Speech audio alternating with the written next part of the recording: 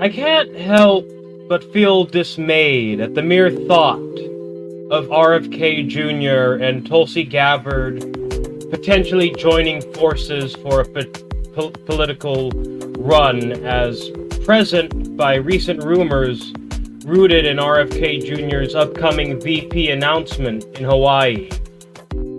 It's a disheartening prospect that leaves me deeply concerned for the future of independent politics. If Tulsi would even be down to leave her comfy Fox News job for a political comeback alongside Kennedy, that is.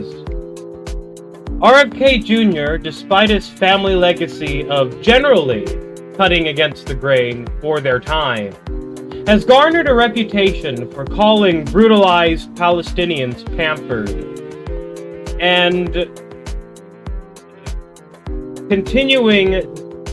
supporting the continued armament to Israel's genocide.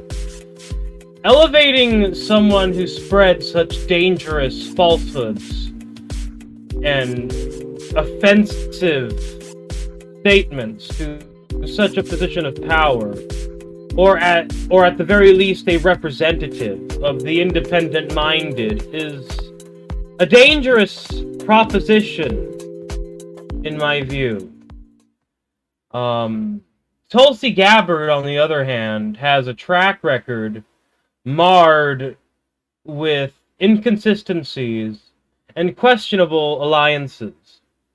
Her past positions and associations have been met with criticism from both sides of the political spectrum. Her public stances on various issues often seem opportunistic rather than principled, such as her relatively newfound Zionist extremism. And her foreign policy perspectives have raised serious doubts about her judgment and alignment with real American interests, not the imperialism, the regime change wars she initially claimed she opposed. The idea of these two individuals teaming up for any political venture is a jarring notion. Their collective disregard for established facts, wavering principles, and questionable judgment does not bode well for effective leadership. It feels like a potential alliance built on shaky ground, lacking the substance and integrity that it takes to build a adequate political coalition. While diversity of opinion and ideas is crucial in politics, the alignment of individuals who undermine facts and consensus on human rights is deeply troubling. The political landscape requires leaders who prioritize truth, evidence-based decision-making, and genuine dedication to the welfare of the people they serve. And RFK Jr. and Tulsi Gabbard seem to embody everything to the contrary. It's disheartening to even fathom the possibility of these two leading together, as it could spell disaster for progress, integrity, and the fundamental values that should guide our political leadership. I have recently advocated the idea of a Dr. Shiva Cynthia McKinney ticket instead, for a ticket that enfranchises both anti-Zionist and anti-COVID 1984 voters. Ray Epps, the subject of credible accusations of being a federal plant regarding the U.S. Capitol protest on January 6th, was recently sentenced to 1 year of probation for his involvement in the January 6th protest of Donald Trump supporters. Epps, who pleaded guilty to a misdemeanor charge, has faced death threats, alleged death threats, leading to his hiding. He has received no jail time, but was ordered to complete 100 hours of community service. During sentencing, Epps appeared remotely and he expressed a quote-unquote regret for believing falsehoods about the 2020 election. He quote-unquote highlighted the truth wasn't found in the places he used to trust, acknowledging the information spread by Trump and his allies. You know, this is just a total fucking rhino over here. Just going totally. So this guy who led people to charge the Capitol is saying all this crap now. So you just know this is not somebody who believed in what he was doing. This is somebody who was paid to do what he did. There's no way you suffer these 1 year's probation for free. You know, you gotta make money for that. So I'm gonna go ahead and assert that Epps was a government agent inciting the Capitol event's escalation. Funny enough, Mr. Epps has filed a defamation lawsuit against Fox News for, quote, spreading baseless claims. Prosecutors argued that Epps aggravated the riot, although he, quote-unquote, didn't initiate it. That is a damn lie. He damn well did initiate it. I've seen the video. I wish I brought the video up for this, but I will bring it up another time. But, they recommended jail time, emphasizing his actions on January 6th, such as advocating to enter the Capitol and engaging in aggressive conduct with rioters, quote-unquote rioters. Fox News has sought the dismissal of Epps's defamation lawsuit, arguing it was an attack on the First Amendment.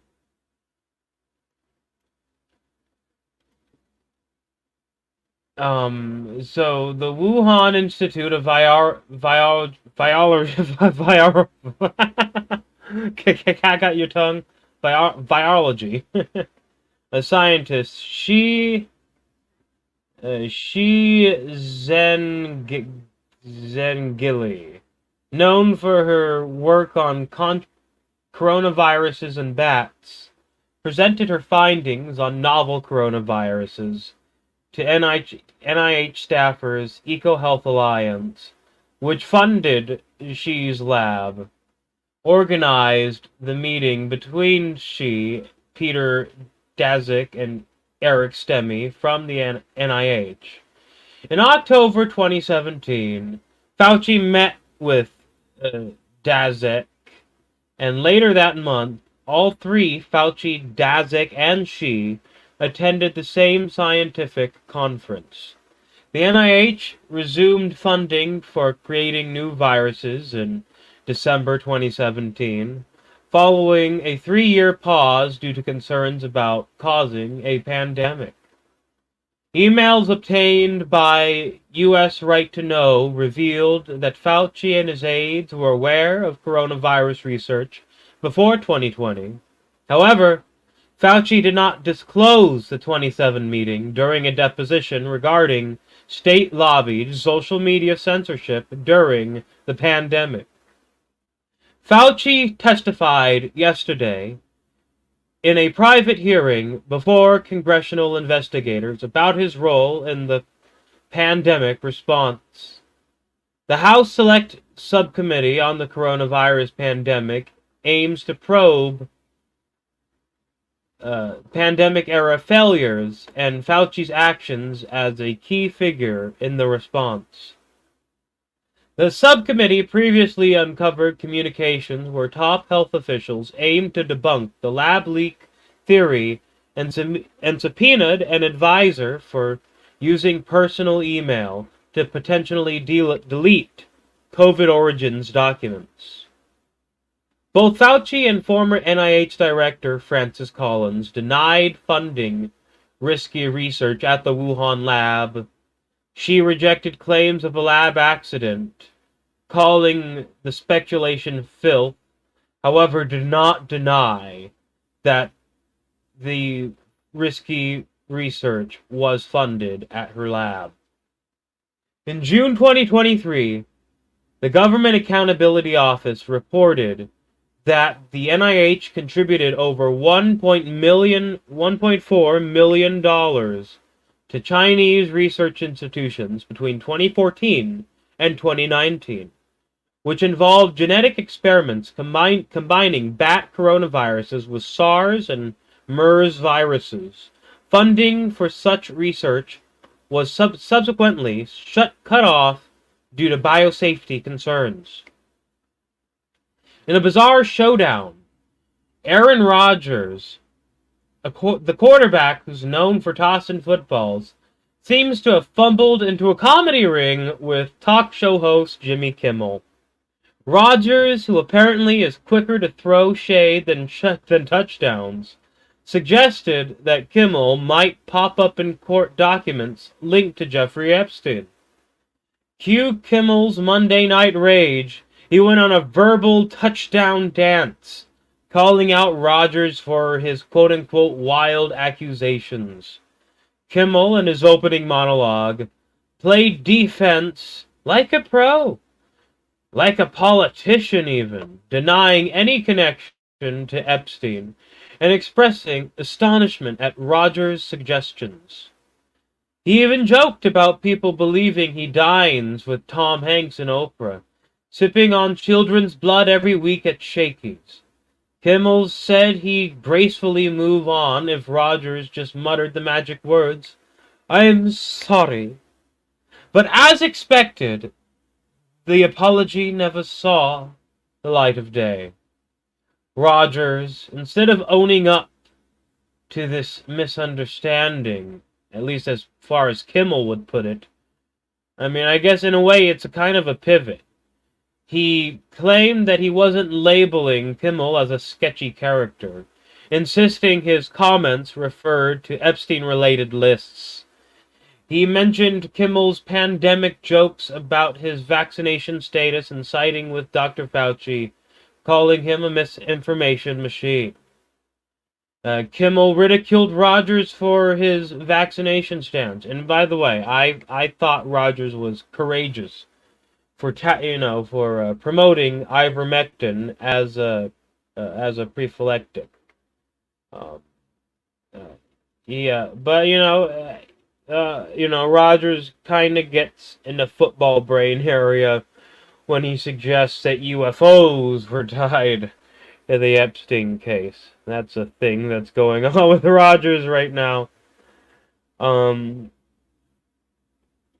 anyway, Kimmel responded to Rodgers' jabs, warning of potential court debates if this mudslinging continued.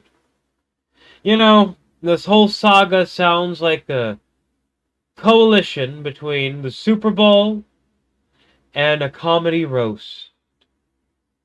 Rodgers and Kimmel are tossing accusations back and forth like a game of hot potato. Meanwhile, Epstein's shadow looms, releasing more mysterious documents that add drama to the chaos, fueling conspiracy theories and leaving us all scratching our little heads. So, will this odd matchup of a late-night host and a football star end in apologies, courtroom showdowns, or an intergalactic debate about UFOs? Stay tuned, folks. This game seems far from over, and who knows which team will score the final touchdown in this bizarre tussle of words and Super Bowl level accusations. I want to sign. This is me, the Supreme Governor of the Church of Arizona, William Rex, signing out. Rex Streams.